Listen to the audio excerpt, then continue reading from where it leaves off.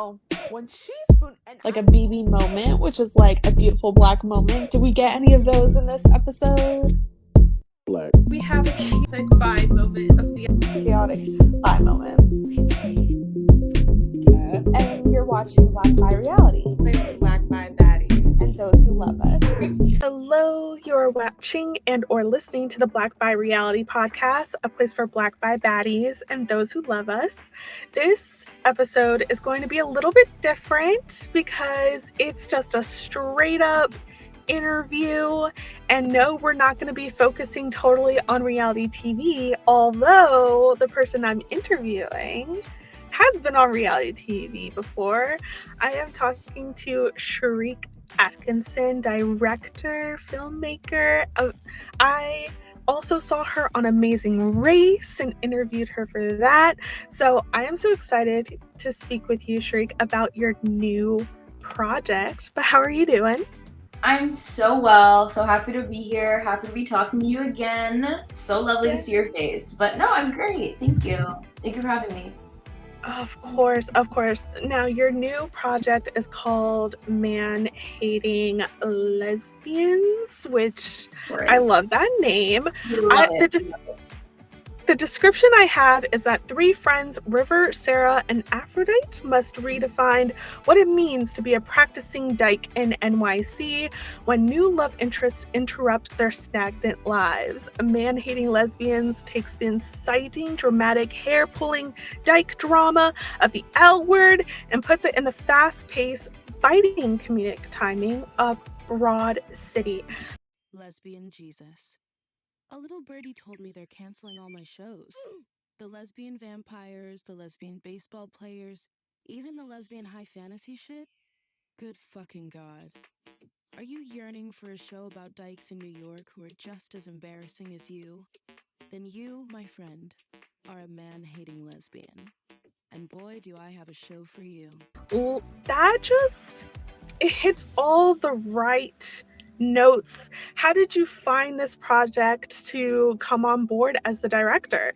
Yeah, so I actually had a premiere for my short film called Bodega, and it premiered at like a really historic, well-known queer space called House of Yes in Brooklyn.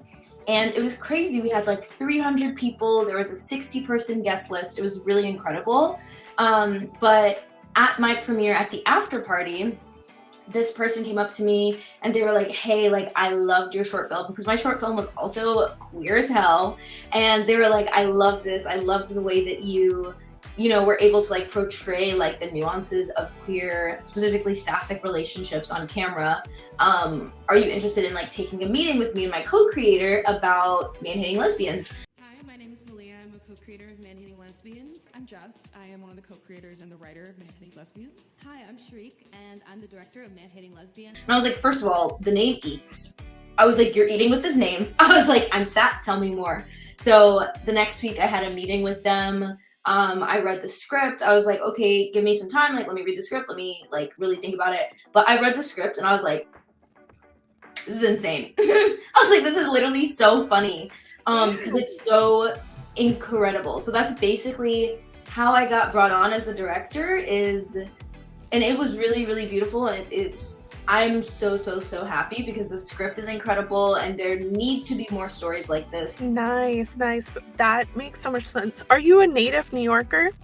So I actually grew up here, half here and half in Orlando. So I was here until I was 12, and then I was in Orlando from 12 to 21. And then I came back here in 2019. Definitely a native New Yorker then. Yeah. What is it like? Because I know you're on set now. What has it been like filming in the city? Ooh, filming in the city is chaos. It's chaos. But what I will say is it's really beautiful since there are so many other really creative people that are also just trying to make art, and they're willing to do things for free or cheaper because they're like, we're just kind of grinding and we're trying to do this together. So it's really beautiful. And I also think in New York, like there's so much opportunity here. And I know a lot of people look at New York and they're like, oh, there's so much competition, but like, I don't look at it like that. I'm like, this is so phenomenal. Like, there are so many filmmakers in one place. Like, this is so beautiful. There are so many people I can learn from, so many people I can collaborate with. So it's really beautiful. And I think like being here as an adult, like it really pushes me to be the best creative I can be, because I'm seeing such phenomenal work every single day. I agree. I can't wait to see it. For the teaser, because you guys do have a nice promotional teaser about Man-Hating Lesbians, very much in the format of the Burn Book from Mean Girls, and the voiceovers basically talking about the cancellation of lesbian shows. We have been hit so hard in this area. Why focus on that matter in order to include it in your promotion? Yeah, I think it's just really frustrating because like we live in such a heteronormative society, and when you are like a young queer person growing up and you're just looking for anywhere to see something that resonates and something that you're like, oh my God, I see myself in this character, just to have that character killed or like to have that show canceled, I'm just like, this is not like, why do we have to do this every single time? So that was really important for us to include, because we're just like, Hollywood looks at queerness as like a token and not necessarily as like, this is literally my life. This is how I love. This is how I show up in the world and how I show up in spaces.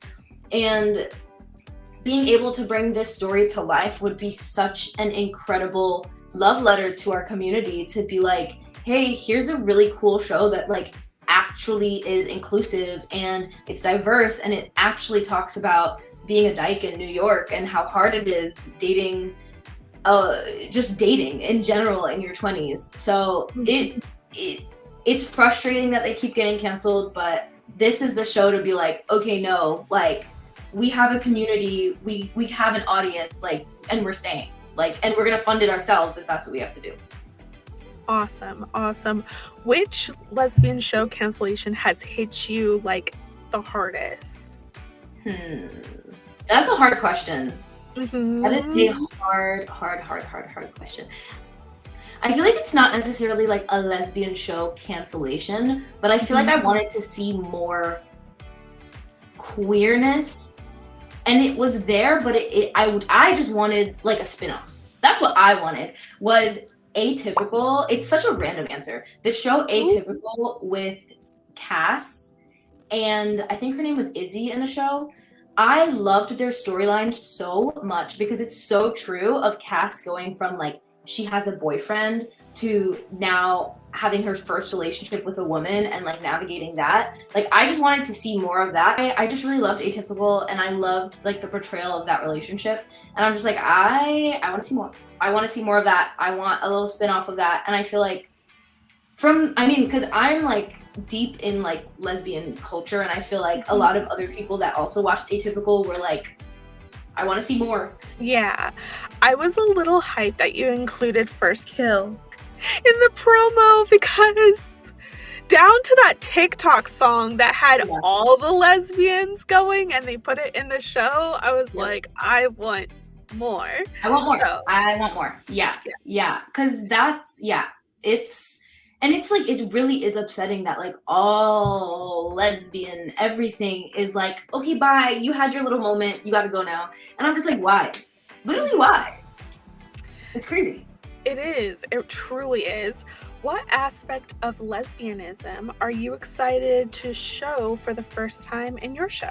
There are really so many layers in this script that are like really phenomenal, and our writer is like so incredible. There's a really nuanced character that I enjoy.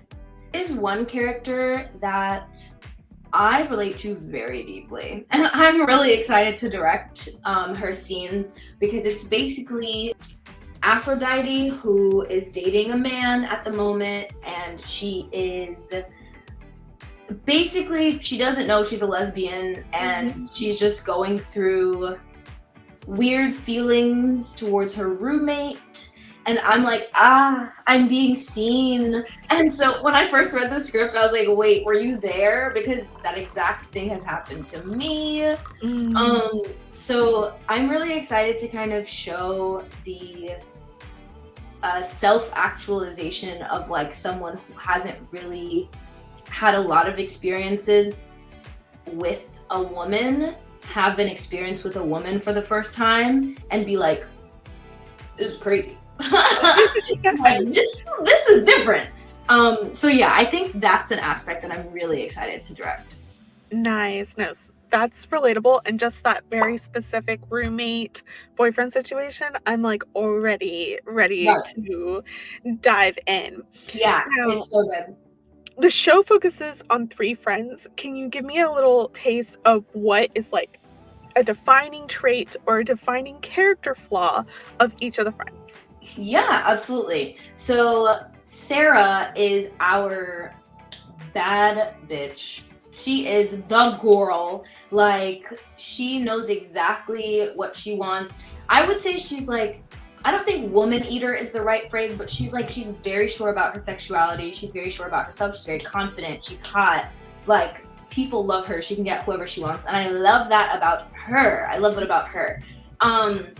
We have Aphrodite, who is a sex therapist assistant and who hasn't really had a lot of exposure to, has had a lot of exposure to queer spaces, but hasn't really been able to participate in queerness as much as she would like, because she's had a boyfriend for like 6 years. Mm-hmm. So like, she just hasn't really been able to dive in. But she's very loyal to her friends, which is something that I love about her. And then we have River, who plays rugby, is trans mask, and is very, in the pilot, we're gonna kind of see them start to learn about gender expression and start to kind of experience some questioning of their gender, which is like a really real thing that people go through in their 20s, especially like in New York, in spaces where you see people being so authentically themselves. So yeah, that's a little snippet about each character. Nice. I love that the trans masks are also in there. Mm-hmm. One question, since you are from the world of Amazing Race, mm-hmm. and that's how we first met, do you still watch the show at all? Great question! What reality shows do you like watching? Great question. I love watching Too Hot to Handle. I know they just came out with the next season, and I'm about to binge the entire thing in the next 24 hours. I love a Too Hot to Handle. I love a Perfect Match. I love The Mole. I love, there's one more that I just watched recently. I just started Love Island. Okay. It's so long. I'm like 36 episodes, an hour each. That's 2 full days. It's so long. But yeah, so those are the shows I like to watch. Nice. It's so good. I will recommend that you watch Couple to Throuple on Peacock, because they're diving into some polyamory, and there's plenty of queerness there. And then another one is I Kissed a Girl. It hasn't come over Yes, wait, I heard that's all over my TikTok, but I have not watched it yet. How can I watch it? Get a VPN. I think though in like a year it'll be available on Hulu, because I Kissed a Boy is currently on Hulu. Okay, got you. Yeah. Those are most of my questions. Now let's get into the game portion. Now, right now we have a Kickstarter for Man-Hating Lesbians. The goal is 25,000, and you guys are making great progress there, and there's different rewards. So some of these questions will be tied to what those rewards for that Kickstarter is, but some of them are just gay content. So First question. Which lesbian theory do you believe in more? Regina George being a lesbian or Janice Ian being a lesbian? So I'm going to say Regina George because just the way she moves has a lot of like internalized like homophobia, a little bit of like deflecting gayness onto other people. So I'm going to say Regina George. All right. Are you more of a vampire lesbian or baseball lesbian? I'm gonna say both, but I'm gonna say specifically in Twilight in their baseball scene. Look, this is exactly where my mind went. That's hilarious. I'm reading your mind. I'm reading your mind. I'm like, there's specifics. What's your go-to gay anthem that gets you pumped for a day on set? I have a few. So I like Sorry Sorry by Toa Bird. I like Pink Pony Club by Chapel Roan. I'm really listening to Guess by Charlie XCX featuring Billie Eilish though, because like that has me, especially like that is first of all, that song incredible. And so I'm just like on set and I'm like, and so it's like it'll hype me up every single time. It'll hype me up every time. Nice. Which celebrity couple would you want to see on Amazing Race one day? So I'm gonna say Toa Bird and Renee Rapp. Nice. Just because I feel like, first of all, Renee is hilarious. Like, she is so, and the thing is, I know she has media training, but she does not act like it. And I love that about her. She says whatever comes to her mind. So I feel like they'd be so funny. And I feel like Toa is like delicate little baby. And so I feel like that would be a really interesting thing to watch. Yes, it would be. All right. One of your Kickstarter rewards is Aphrodite's gay wisdom. If you could pick a gay icon to give you gay wisdom, who would it be? So if I could pick a gay icon to give me wisdom, honestly, I would say Little Richard. Because at the time, like, they were so authentically themselves when literally everyone was trying to take what was theirs and take, like, their title and take this like you are like that is the actual king of rock and roll, but if you were to ask anyone they would say Elvis. And I'm just like so I would take advice from him because I'm curious. I'm like, what like that would have broken me. So like how did you not break? Like that's really impressive. And also just to be so authentically yourself in a time when like people viewed femininity specifically from men in such a negative space, whereas now we have so much more freedom for men to express themselves freely, but back then it was not like that. So I'd ask him a few questions. Yeah, it's a great pick. Another Kickstarter reward is the NYC Dyke Starter Kit to help you prepare for a night out at Cubbyhole and the like. What advice would you give to dykes who want the ultimate gay night out in New York? I'd say a few things. I would say start early, first of all, because one thing about a dyke is they will be at the Woods in Brooklyn. There's a bar called the Woods in Brooklyn on a Wednesday night. And if you get there after 10, you will be waiting for an hour in line. So start early, pick where you're going, drink water as per usual. You can always bring like the little crystal light. What I like to do is if I'm getting a drink, I do like tequila with like water and then I'd add some crystal light in there. But I'm also like mid-20s, so my body does not work like how it did when I was 22. And then always tip your bartenders. Like definitely bring cash and also close out your tabs because I'd be forgetting to do that all the time. Oh yeah. I've done it a few times. It's the really one thing you'll regret. Yes, no, literally. And now I have to make the walk of shame the next day to get my card. Are you joking? This is terrible. It's literally terrible. Yeah. The She Doesn't Even Go Here reward allows a supporter to be an extra in the movie. Which lesbian TV show or movie scene do you wish you could have been an extra for? I have a really funny answer for this. Nice. So I would want to be an extra in Jennifer's Body, but specifically the scene where Jennifer and Needy are making out on the bed. I want to be the bed I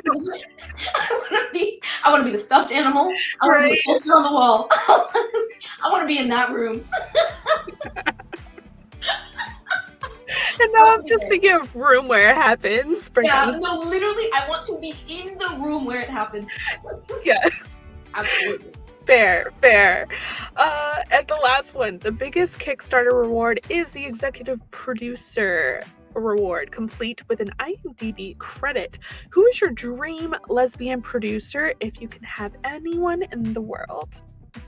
I feel like it's probably a cliche answer, but I would say Chapel Roan at this point. I kind of went into like a deep dive because my roommates really love her, and then I was like, okay, now I really love her. And basically I think it's incredible because she looks at Chapel Roan as like a project. Like that is not her, that is like a project that she's doing. And she's just one of the most creative artists that I've seen that is so authentically herself, and also like is just so creative. Like she's just so creative. So I think she would bring such an awesome element to any project that I'm on. Just like, I just want to know how her mind works. Like that's really, really impressive to me. Yeah. Absolutely. For the show, like which area of New York are you guys focusing on? So we're filming in Manhattan and Brooklyn mainly. Nice. Yeah. Oh, I'm excited. We're actually getting to film at Cubbyhole, which is one of our 3 lesbian bars here. So that's really, really, really beautiful. And we had our first like kickoff event for our fundraiser at Stonewall, which was like insane. Yeah. Literally to be able to have an event literally where Pride began. Are you joking? Like it was awesome. I bet. Any stories you can share from that event so we can all just play make-believe that we were there too? Yeah, it was really incredible. One of the co-creators, Malia, they put it together, and it was just like we had a drag show, we had comedians, we had poetry reading, we had singing. Like it was a variety show, and then we did a lot of raffles where there was one raffle that I wanted so badly, and it was a like a vulva necklace by a local artist, and it's literally like a crafted vulva, and it's so cool. But yeah, we were able to give away shirts from the Dyke March. We were able to give away toys, sex toys that were gifted to us by House of Toys. We were also able to give away vouchers to get the like infinity bracelets that like you go and get welded with a partner, and they stay on both of you forever and ever. You have to like cut it off, which is like crazy to give a lesbian, but whatever. Because like you'll find someone after 2 weeks and you're like, great, you will come to me and we'll do this together. So yeah, no, it was like so incredible. We raised like $1,500 that night. It was like a really incredible kind of push. And in September, we're doing quite a few more events for our community. We're doing a queer filmmakers panel and meetup that we're about to announce. We're hopefully hosting a party with a prominent lesbian influencer / host. So yeah, we have some really, really, really incredible things. We have our like some music that's being made by a really prominent gay singer, pop singer that I can't share yet, but we have some super awesome stuff in the pipeline for this project. So yeah, I'm so excited to share it with the world. I'm so excited to see more. Where can people follow you and support the project?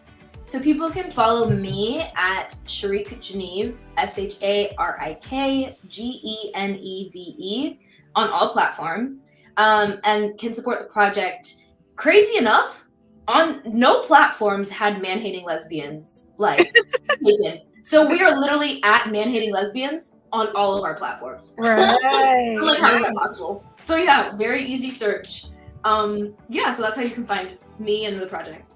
Nice. And guys, I am your host, Nicole Weaver. I'm an entertainment reporter currently writing over at Collider and the HBIC of the Black Bi Reality podcast.